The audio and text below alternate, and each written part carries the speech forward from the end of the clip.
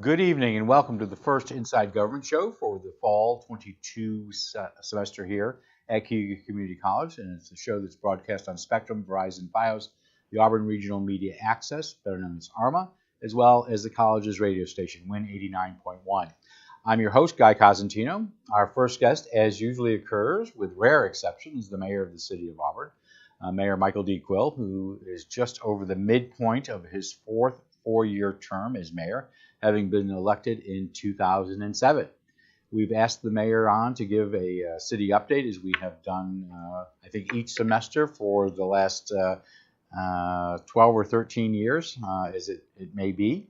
We're going to talk about the newly created park at the old Calet site, renovations to the Loop Road parking garage, as well as what's on the agenda at City Council and other items. Welcome back to the studio. Glad to be back. I think it's in person. Well, it is, and I think it's you or Jeff Parazola who's the reigning champ.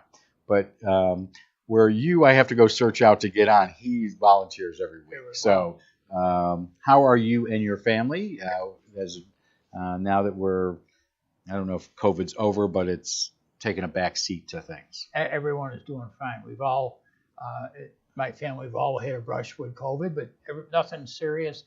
It's serious because of what it is, but no one with hospitalization or anything. So we're all doing fine. How about city staff? How are they doing during all this? I know they had the city staff have been remarkable. When City Hall was almost shut down and they were working the skeleton staff, they were taking work home. They are remarkable. Each and every department was terrific. So. And you're back to regular. I know this started more than in the last couple of months, but you are fully back to sessions where the public can come in, they can speak. Everybody's been back. You're not doing any remote. We still, we are open to the public. Our sessions are always open, for the last few months forward.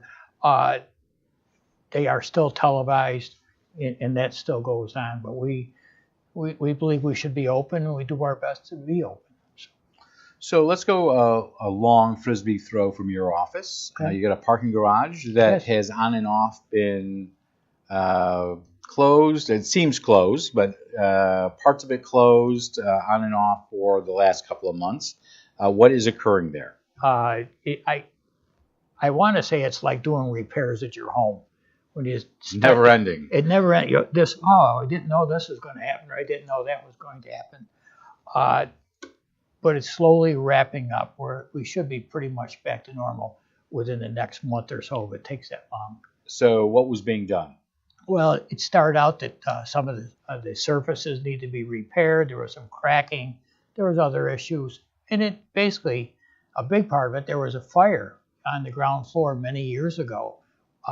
The lawn mower, whatever, sweeper had caught fire. I still haven't found out, I'm sure they have, as to what caused the fire. So there was a public bathroom there. Is now the public bathroom basically the visitor center now? Have you gotten rid of that, or is that? I could get back to. I don't have that answer. So one of the things that has occurred during that period of time has been you've given some 2-hour free parking. Yes. That's still the case right now. Yep. And it's limited to 2 hours. Is that going to continue? There's debate going on amongst the council members. Some believe in it, some don't. Some days I believe in it, some days I don't. I think I hate to say that some of our local citizens take advantage of this system. Well, sometimes some business owners are not business owners; they're employees, where they can get them, are their own worst enemies, parking in front of their establishment. I won't deny that. Okay. You won't deny it. Okay. So my wife, not to get off subject, but when Joe and I first started dating, the parking garage wasn't there. She worked at the National Bank, and we had to drive into a muddy field, for lack of better words, to drop her off at work or pick her up for lunch or whatever. So project's almost done.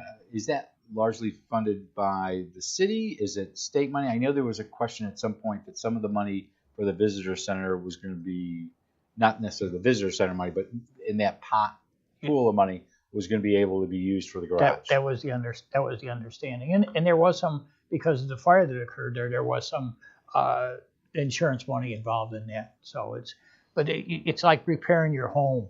You know, you go to replace a floor, and then you say, well, we're here, we might as well replace this wall, and we might as well paint everything. It just keeps growing. But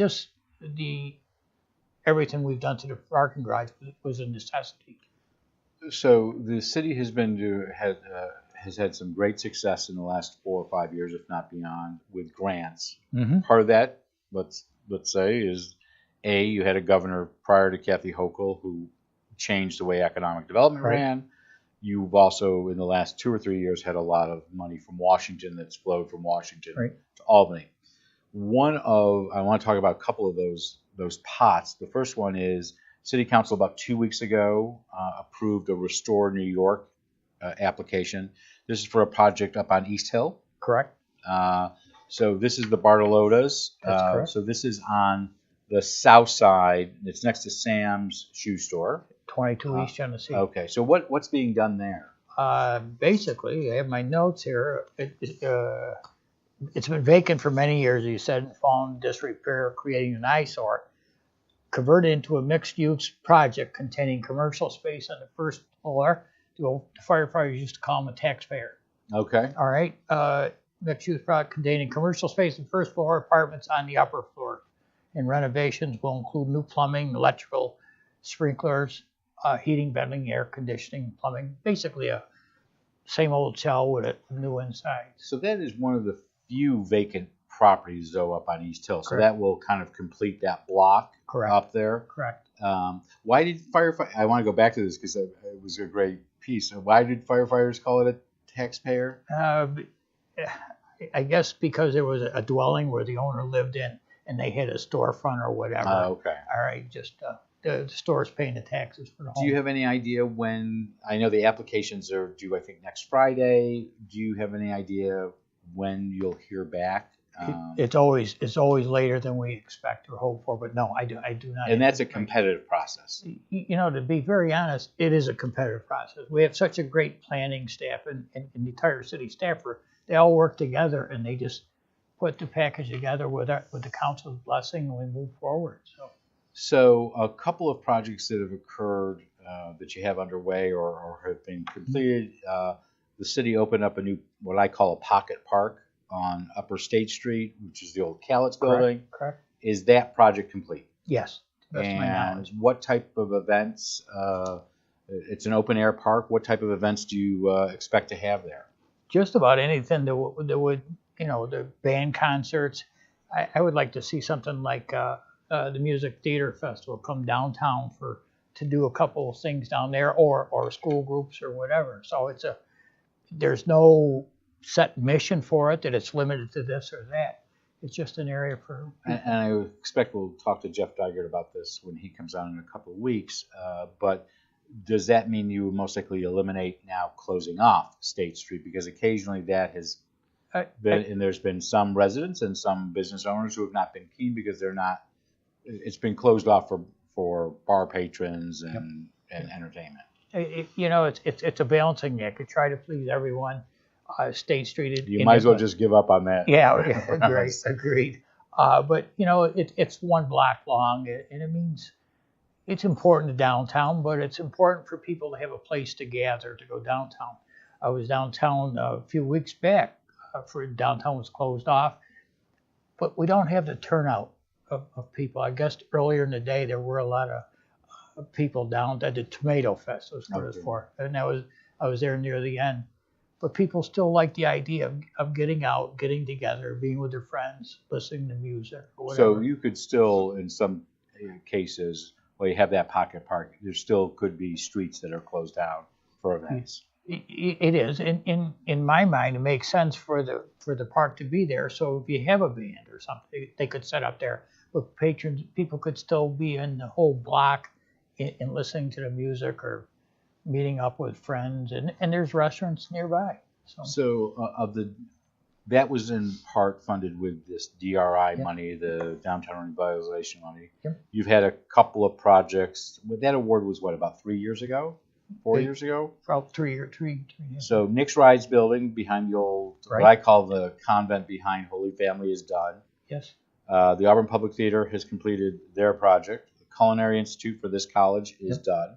Fire department is done. Correct. Calitz is done. Correct. Or what I call the Calitz. No, Is that ever going to get a name, or is it always going to be the Calitz until a new generation of Auburnians are born? I think the council at this point does not want to name it anything. Okay. Because that's its own drama there. You have the public art, which I know that committee has met to do public art downtown, and there was some funds. So are you is there anything left that still needs to be done out of the DRIs? Well, now the DRI is pretty well wrapped up, but there's always, it's like your own home. There's always something, one more project to pick up on. So, did any projects not get done, and you could repurpose the money in there? I could get back. I don't have that. So I know that DRIs there were applications now by smaller communities. I think, if I remember correctly, Aurora just applied for one. Do you think there will be a time again where the city of Auburn will be able to reapply? I know the first ones were, I know Cortland received theirs, Oswego. I know Fulton's in the middle of theirs, Auburn. Do you think you'll be able to reapply again? I would hope they keep this program going, because I think it's been very useful for the city of Auburn and for other cities and communities. So I would hope so. Do you think that's still a priority for Kathy Hochul? I haven't spoken with the governor in quite a while, for no particular reason. Just she has many things going on. She's from upstate, she's from the Buffalo area. She realizes that this is a boost in the economy. And speaking of that, look at the project just was announced in Syracuse area. Well, I was going to ask you, how do you see the chip factory impacting Auburn? Initially, I see it impacted. I think it's going to draw people to work there, probably from Utica to between Rochester, Buffalo area, that entire area. So a twofold impact. One would be the issue that people will be drawn there to work, which it's already tough to hire people. We'll get to that with the Auburn the Auburn Police Department in a few minutes. But do you also see that people are going to reside here because it's commutable, and it will impact positively real estate? Yes, it has to. I really see it as a very long-term plus, and they deserve a lot of credit for working this imagining out. it and Absolutely. being site ready. Absolutely. Speaking of property, I do want to ask you a question. William Fulton, who is from Auburn and is a well-known planner and designer. He was at the Willard Chapel, I want to say 2 Fridays ago. In fact, you named it William Fulton Day. Yes. He was asked a question I thought was interesting by somebody from the audience, and he was very clear. Well, I won't tell you what his answer was. The question came up, we have a lot of churches that are now on the block to be sold. Yeah. We know there's it's the Priest House on Lewis. Right. We've got St. Alphonsus, Blessed Trinity School. We've got Holy Family School. What do you think can be done with these buildings? I'm sure a lot of them, I feel, I don't know this firsthand, they're in a state of disrepair. They need a lot of work. We just sold we as the city just sold the old Polish home, and that's going to be for housing. So maybe something along those lines. These schools. That's in the middle of State Street, over by the barbers. Okay. Yeah. And something at the same time, who is going to pay for this? And there's a lot of folks that need housing that cannot afford housing. So do you think it's really you're going to find the right developer?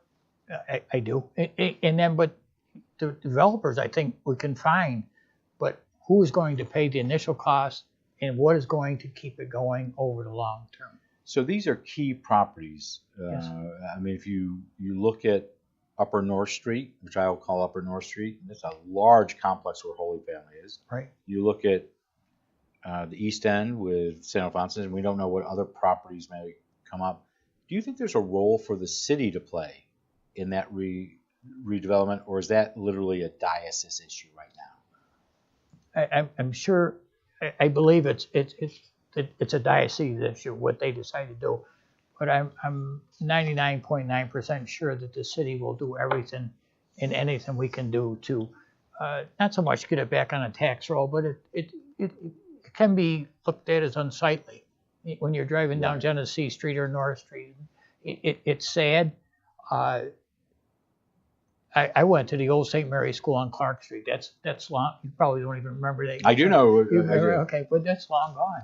So with that in mind, were you surprised? And again, I don't want to get mixed church and state here, but clearly I was surprised when I read the paper the other day that the Rochester Diocese kind of punted on the consolidation of churches. Yeah. You know, I can't say I was surprised. Well, I know you're not surprised, but they put all that energy in political capital, as I would say, that we got to consolidate. The churches are not filled, and this was pre-COVID, by the way. Right. Yeah. It's even gotten worse since then. But I could see more churches becoming on the market. Yes. I mean, think of what's going on. I want to say the church up on the East End that had the large circular. I want to say Evan. No, on Evan, next to Evans Street. All right. Yeah. You know, they finally got somebody to move in there, but it's a church. Yeah. When you look for a private developer, there wasn't anybody there, unless they could butcher it. Exactly. Then you have to worry about all the restrictions and what you can and can't do, and so that knowing very little about the construction business, just to rebuild my own home, helping others, it's always cost you much more than you originally intended, and that's just a single family home or something. So while you might have nobody developing churches right now, what does seem to be a perception out there is the number of shops in Auburn that are selling vape materials. Right. Do you agree with that assessment that it seems to be a booming industry? I agree that it's becoming a booming industry, but there's been many. You're looking surprised at me, but I didn't say I'm in favor of a booming. No, I'm not saying that, but I guess my question is the perception is that if there's development right here, it's now car washes and vaping outlets. So are there? I don't want to get into the car wash issue, but on the vaping shops, is there a limit to how many there can be? We're working on that. We're revising our code, so staff is well aware of council's wishes that we're concerned about where they are in the compactness of all the different stores together. That's not the correct term, but I think because right now the city is looking at a rezoning. That's correct. Plan. Where are you in that process right now? I would say we're probably, I'm going to guess, half to 3/4 of the way there. So I know planning board. This is Tuesday the 4th. I want to make sure I have my date right. I know planning board makes a recommendation or sends it, has to have a hearing. I know somebody who's chairing that meeting. Yeah. Then they send it over to city council. You will then have to approve it. Are there big changes besides that issue of? It all depends on where you're sitting. You know, to me, it may not be monumental, but it may be to you and with respect to everything. Well, and I know there are some residents down by Tops who were not happy about some rezoning there, which I think every time, and I don't mean it just for them, but I know when the rezoning was done in 1992, that was the same area where there was some contention about how things are zoned. So I want to go back to not necessarily the vaping shops, but are any of these stores now allowed to sell marijuana-based products at this stage? I can't answer that, guy, because I don't honestly know. But the state is going through the licensing. Right. So one of the comments I heard someone say, and I can't remember who, or at least I won't attribute it to them, was that many of these vaping shops have set up because their hope is to be given the licenses. Correct. And there will be a limit to the number of licenses. Am I correct? I believe that's by state regulated. So I thought I had heard in Auburn there will be 3. I don't know that. Okay. Do you know where the process is for the state?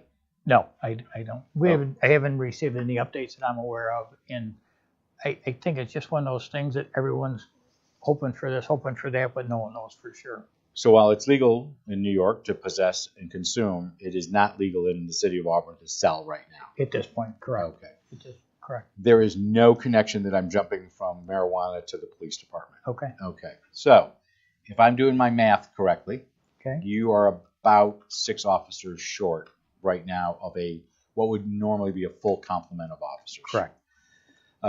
With that being said, you just had a civil service exam about 2 weeks ago. Where are you in filling those vacancies? The chief meets regularly with the city manager at least once a week. They have a weekly meeting. It's not just particular to Auburn, though. It's all across the country, basically, the state for sure. In law enforcement, it seems to be enormously a problem. Yeah. If I remember correctly, Ben Walsh and your neighboring mayor just swore in, 3? Yeah. And how many do they have as vacancies there? They're probably double the size, at least, of Auburn, so the same number of openings. You know, when I was hired at the fire department in 1973, between the fire and the police, many of them were Vietnam veterans. Not just by circumstance. You know, it wasn't something I always want to be a firefighter. They always want to be a police officer. But that age there were opportunities there. Yeah, there was because there was no work around anywhere. Right. It was either factory work, family business, or but that. factories were closing back a little bit. There weren't the openings there. So my son-in-law is a police sergeant in a neighboring community, and they have the same issues there that we have here. If you have a good candidate, you think is a good, strong candidate, something 9 times out of 10 pops up to give you a second thought whether you're going the right way. I don't know why folks don't want to take this. I wouldn't want to be a police officer. You know, I have nothing against. My son was a police officer. Well, the image of a police officer has dramatically changed, at least in the last 10 years. Society has changed in the last 10 years. So, is council aware whether there were enough people taking that exam 2 weeks ago where you could, and this is a long process, it takes a year from exam or offering the exam to getting somebody on the street alone. Well, do you think you have enough in that pool right now? Because as I've been told, I think Chief Sladen sat there, or it was Chief Butler, and I don't want to attribute this to them incorrectly, but they said, you know, first of all, if you had 100 people who took the exam, some of them aren't going to pass. Right. Some are not going to pass the physical fitness piece, and some are not going to pass the background piece. Absolutely. And now you're got a smaller pool to choose from. And plus, other departments in the surrounding areas are trying to lure them away. So I was going to ask that question about laterals. So the city has done from time to time laterals. Yep. In the 90s, they did laterals. I think you did laterals again in the last 10 years. Is that something on the radar for you? We haven't approached the subject, but it has to be. It has. There's no choice. If we can't get these young folks to take the exam, and take an exam, pass an exam, then passing, as you said, the physical fitness, the background test, you have a very small select group, and it almost gets to the point of the highest bidder, who's going to pay the most. And we know that's happening in healthcare, where they're signing bonuses and they're stealing nurses left and right. Yeah, and I want you to understand, I'm not knocking the police department or the employees. It's just it's a fact of life. Is the same issue with recruitment occurring in your old department? You were the fire chief. Is it just as tough? Do you still have the number of vacancies over there? I don't. They're not. I don't believe they're equal to the police department in numbers as far as looking for employees. So about 2 weeks ago, some tests were taken of Owasco Lake. Yes. And there was an increase in toxins. I am not going to be like Counselor Cuddy and give you the scientific names, because I don't know them. Those numbers are down though now. Yes. Yeah. So any idea what caused the increase? I just think it's a natural occurring. I talked long and hard about the lake with staff and everything. And right off the bat, I want to say thanks to Seth Jensen and everyone that works in the department. They are terrific. They're right on top of everything. Whatever we need to know, they're right there with us. And Seth gave me some stats and so forth. I just think it's a way of life. You think it's a cyclical thing that we're going to have to expect with the environment? So and not to interrupt you, but I've said this before. Our watershed is so large for Owasco Lake. If we receive 1 inch of water in the watershed, it'll raise the level of the lake 1 foot. So it's just. So bottom line, as far as you're concerned, is Auburn's drinking water safe? Absolutely, absolutely, and it's tested every day. And there's John West doing a great job along with everyone else. We have all the facts and figures. Well, I asked that because Channel 9 reported that same time where they were talking about the toxins that there was a recommendation that people should keep on hand bottled water. Do you still think that's a good idea? I personally, I don't, but at the same time, I know my wife keeps a case of water, and she drinks it religiously. So I'm not saying don't buy bottled water, because then tomorrow. But it's not the city's policy right now to say where it might have been because there was that spike at that particular time. That is not the case. But the water has always remained constant. The potable water has always been drinkable. You have a couple of other, one of the comments that will no, I'm correcting my own language. One of the comments that would always be said is that part of the reason that there's runoff in the lakes is because we've got all this paving. This is no connection, but you are doing a major paving project at John Street right Correct. now. So that's going to be closed for almost a month? Yes. Why so long? It's the only way really to do it. I had some notes on that. I thought I had a little more than I do, but it's needed work for a long time. It's become a shortcut for tractor trailers, and the roads are only made for so much. So just needs your rebuilding. expectation is that'll be completed in a month or so. Correct. They've completed what I would call the southern part of South Street, the city line down. If you come in at night from the south, it looks like O'Hare. Yes, it does. Flying in. Is South Street now complete? Is all the work?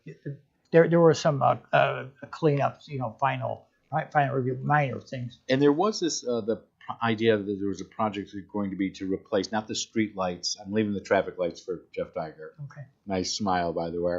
The lights on the side of the road, are those street lamps? Because I know some of them are out, some of them haven't been working for decades. Is that still a project for the city? It's always a project for the city, keeping after them. And if there's a light out, you drive by, report it to us, report it to the police, whatever. We do our very best. I know right now we're undergoing a process where we're taking lights down and repainting them out on South Street. Okay. So in the process they're using is proven to last a lot longer. So last question, I mentioned Bill Fulton, the well-known writer and planner, was here about 2 weeks ago. He was asked a question about parking downtown. Mm-hmm. And he questioned the logic of back-in parking. Mm-hmm. Not that you've ever heard that question ever before. I know the city, there was a time where you got the state aid. The requirement of the state aid was that you had to have the back-in parking. You could revisit it at some future date. Is that date close? I'm not aware of the date. Do you think it will be revisited? I believe there are a number of people who will buy paint for you. I was downtown today, and there's a truck from Florida, and all the way on the right-hand side, drove all the way across the parking where everybody else is backed in. And I wanted to roll the window down, told him what I thought, but I didn't. From a safety standpoint, it's great. From a parking point, it's terrible. But okay. I only asked that he said he stood there and watched one. He told one relative to drive him around the corner to drop off because they were going to Parker's, and he watched, I think it was his brother, for 20 minutes trying to back in and did that. So I do want to thank you, Mayor, for giving us the time. You have always delightfully come in here and been our first guest of the season with rare exception. And we want to thank you for doing this. Hope you'll come back in a couple of weeks or at least in the spring to talk about what's going on at City Hall. If we get the parking straightened out, I'll be glad. You'll be glad. Anytime you ask. I enjoy the back and forth. Our guest has been Mayor Michael D. Quill. We do enjoy having him in the studio. We will return in just a moment with Cuyahoga County's United Way's Executive Director, Catherine Dennis, and Campaign and Marketing Manager, Julissa Stone, to talk about their 100th anniversary that they are celebrating for the Cuyahoga County United Way, and their event that they will be doing this weekend and next weekend, celebrating their 100th anniversary. We'll be back on Thursday with Auburn Superintendent of Schools, Jeff Perazzola, who, as I said at the beginning, is fighting the mayor for the title of most guest appearances, to give a district update. And on Beyond the Front Page, we will have Cuyahoga County Public Health Director Kathleen Cuddy, who will give us an update on COVID, her department's efforts to get the flu vaccine out there, and the recent spike that we were just talking about in Owasco Lake of toxins that serves roughly 60,000 residents. Next week, we start our annual series of election forums. Forums are planned for the new 24th Congressional District, featuring Congresswoman Claudia Tenney and her challenger, Steve Holden. The new 48th Senate District will also have a forum with Senator Rachel May and Onondaga County Legislator Julia Abbott, both agreeing to accept our invitation. We are still waiting to hear from Justin Coretti, who's on the conservative line. And we've heard from Bruce McBain, who is running for the 126th Assembly District against Assemblyman John Lamondes, and we hope to be bringing you that at the midpoint of this month. As per past practice, I will moderate the forums, and Jeremy Boyer, the executive editor of The Citizen, will be asking the questions of the candidates. We would like to let you know that you can always send us your ideas for questions or thoughts for future guests, Inside Government or Beyond the Front Page. You can send your questions by email to cozguytho@aol.com. Finally, the Cuyahoga Community College family lost a longtime employee this summer, Doug Brill, who was a graduate of Cuyahoga and was this department's chief engineer since 2005. For 16 seasons, he was the man who made us all sound good and also was the go-to man when you had a glitch. He taught thousands of students during his service to this college and this community. He is greatly missed. We are dedicating this season to his memory, and we think of him fondly. I'm Guy Cosentino for Cuyahoga Community College. I want to thank you for watching, and be safe.